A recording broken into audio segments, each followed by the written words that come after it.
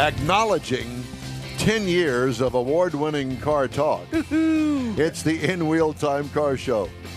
I'm done with celebrating. 50-year high school reunions. We're not celebrating anymore. We're just acknowledging. Coming up, we got the Emmons brothers to talk to about the used car market and drag racing. We Need More Jeff is going to review a 2016 Dodge Dart. The demise of the Dart. Conrad has the racing calendar, and the car clinic will also have the stories making automotive news headlines if all goes well this hour on the In Wheel Time Car Show. Howdy. Along with Mike out of this world, Mars, King Conrad DeLong. We need more Jeff. We need more Jeff Dziekan. Look at that. I just threw a slider, curveball, fastball in there. You wish. Yeah. I'm Don Armstrong. Glad you could join us on this Saturday. This is our live show, and we also have podcasts. So we take this live show, the 3-hour live show, we bust it all up, and then we send it down the line in podcasts each day of the week, Sunday through Friday. And then we're live on Saturday. I wouldn't use the word bust up. I would have it selective cuts. Selective cuts. Selective cuts. Like Half-hour podcasts. It's a great way. It's kind of like going to the butcher. Yes. The select cuts. I'll have that one there. Okay.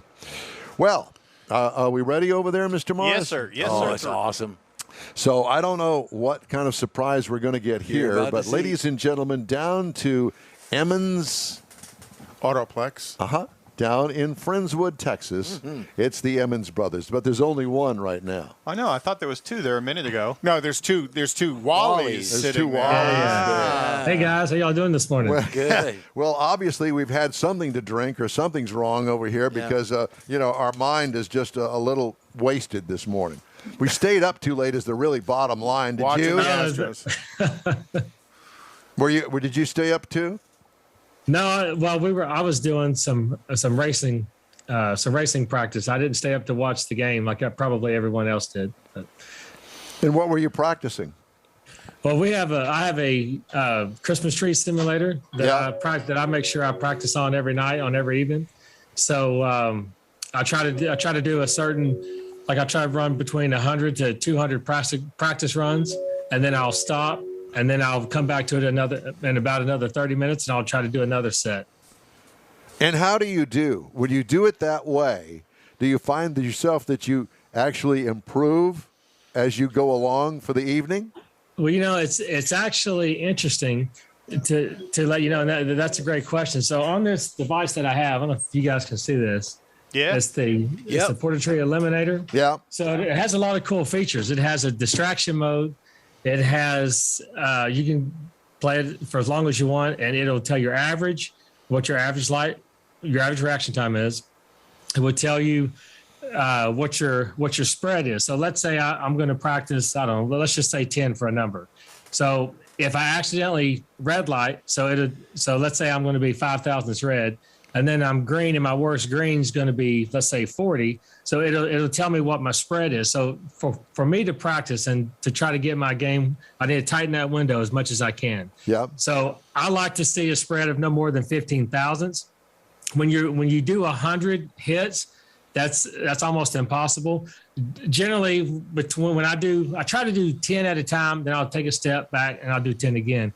Within 10 runs, because that'll factor 7 rounds of realistic 7 rounds of final eliminations, and then you generally get 3 qualifying runs prior to your eliminations, right? So that's 10. So generally, I can get that spread to about 25. I'm still trying to tighten that window a little bit, but there's a lot of good features. So that's what I do. But I don't just look at the simulator and then I'll release when the lights come down, press it again, release when the lights come down. I'll try to let a little bit of time go by. That's why it takes so long to do it. But I'll, just kind of reset your mind. Press the button, yeah, right, and then I'll let go. And then I'll kind of set the button down, wait a second, pick it back up. Because if you just hit it back, back and back and back, you're not really doing yourself any good. You need to, get it as realistic as you can, where you're not just having free throw shots. Now, all Jerry, like a I have slot to machine. ask Bam, you, bam, bam. Jerry, do you actually sit in a room by yourself and do this? Yes, I do. So, but what I've changed this last week, what I've done, I actually have 2 young kids. I have a 4-year-old girl and and almost a 2-year-old young boy, and my wife that likes to be chatty Cathy. So that's the distraction mode.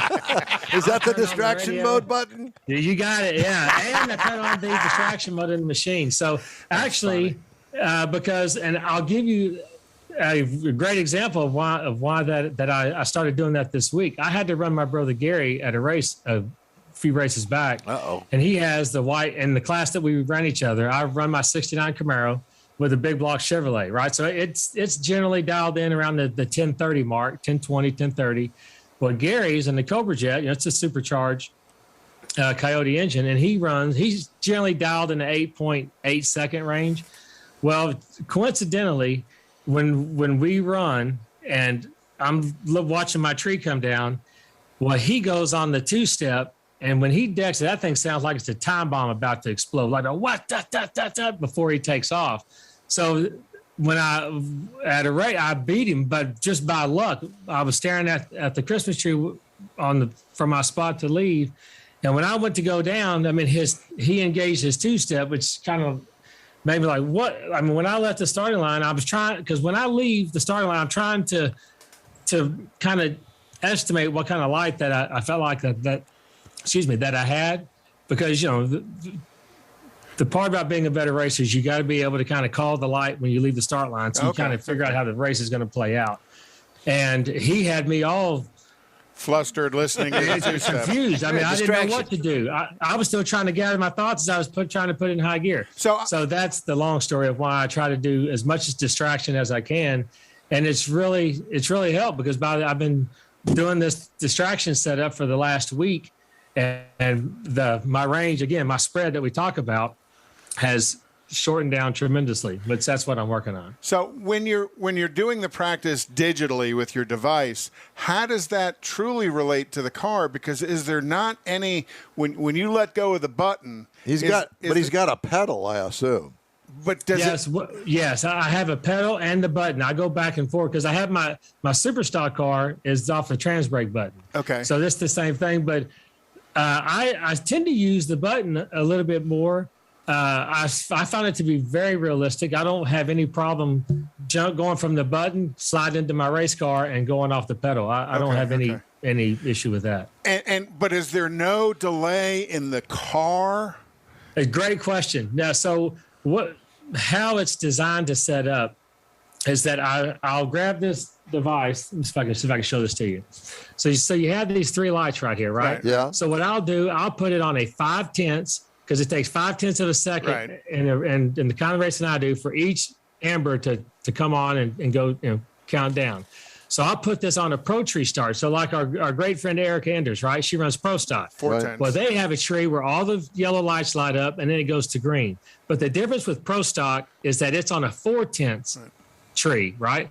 So I'll make it a 5/10 Pro Tree, and I'll hold the button, and I'll stare at the yellows, and once all the yellows light up, I'll release. So the idea is to be, for me, I like to be between 005 and let's say 10 on the green side. Wouldn't everybody? So once I can adjust that delay, because when there's 0 delay, you're going to be red every time, right? It makes sense. So you get it to where you can be between 005 and 10 or 15 with green, and then you take out the Pro Tree, and all you do, you just set it on a standard Sportsman tree where they count down. So the theory is you're going to leave off the flash of the yellow. The only thing different between that 5/10 Pro Tree where all these light up and the 5/10 amber tree is that you're going to have anticipation. That's what makes our racing a little hard. Some guys use blinders in their car where they block out the top 2, which is what I used to do. I don't do that anymore. But you basically are trying to react off the flash of the last yellow. And you do that by setting the rollout, doing a 5/10 Pro Tree where all of them come on. Then once you get your rollout set where you're between 5 and 10, then you make it where all the lights come down, and that's technically how you do it. I'll bet you do really good in Las Vegas and shooting dice, don't you? Because that's kind of like what it is. No, he doesn't have to do that. He's in the used car. This is the truth. I've been to Vegas the last 3 or 4 or 5 years. I've never put a coin in a slot machine. Don't even walk by the table. I hear you. He gambles in the used car business. He doesn't have to go to Vegas. That's a gamble in itself. So when who were we talking to the last time that said you guys still have, I guess it's Speedy still has an opportunity for the World Championship because he has a national event. Stan. No, it was Stan that yeah. he still had, or Sheila, that you still have a national event opportunity ahead of him for his National category, championship. his national championship. Well, that's actually me. I'm Jerry, so I'm the one that's actually in that position. Oh, well, sorry. That's okay. It's okay. This is Conrad. That's Mike. It's I'm the Jeff. Emmons brothers. That's right. So you still have a national event to score to help That's you correct. win. So when we go out, we're going to leave Monday to go to Las Vegas for the national event. The weekend after is going to be the Las Vegas divisional event, and the weekend after that will be the Pomona national event. So for me, I'm 8 points behind a gentleman by the name of Joe Santangelo out of Connecticut. Very good racer, past world champion, tough person. And there's also a couple of guys behind us, but I don't want to say they have to do something extraordinary, but they're going to have to win something and then go deep at the next two events to be able to get close. But that's not to say they can't do it. They're just as good and highly trained drivers as well. But for me, when I show up at the Vegas National, I'm working on a second round loss. So if I can win second round, then I go in front of Joe Santangelo. Now he's going to be there. But his national event score is so good. So I have 3 races left to improve. He only has 2. His score, he has to be in the final at one national event, and he only has 1 left. So I don't know if that's going to be Vegas or if that will be Pomona. I would assume he's going to make it Vegas since he's already there for the both. So he has to make it to the final before he improves.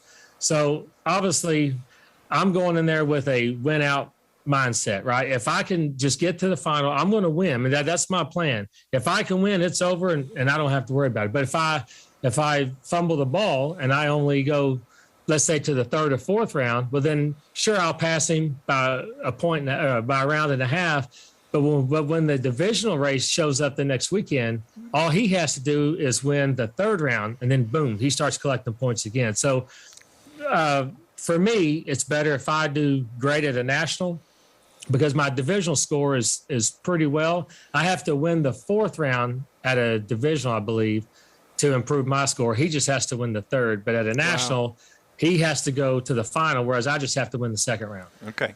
So if that makes sense. I think we've got that's can you hang with us for a few minutes? I think we've got a break coming up. Yeah, You bet. Don't go away. all right. Hang Okay, with us, and That's we'll really be right back after this quick break here on the In Wheel Time Car Show. Garages of Texas offers first-class luxury garage suites to keep your collection in a safe, secure location with 24-hour access. You'll love your own private space that's developed with other like-minded enthusiasts in 2 Houston area locations, in Katy and the Woodlands. Visit garagesoftexas.com to see how other enthusiasts have designed their motor vehicle man cave. But you need to act fast. These properties are almost sold out. Visit garagesoftexas.com for full details.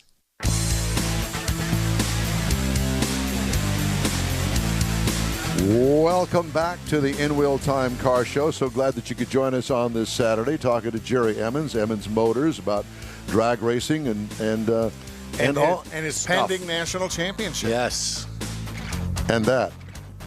How cool would it be to have him bring that back here I know. to Houston? I know. Very cool. So the pressure's on you to It's all, no pressure. Yeah, just what he wants to hear from us. Yeah, exactly. Yeah, my nights have definitely. I don't sleep much anyway, but my nights have definitely went from like 5 hours of sleep to probably 3. But Yeah. Oh, hopefully sounds like when we Don.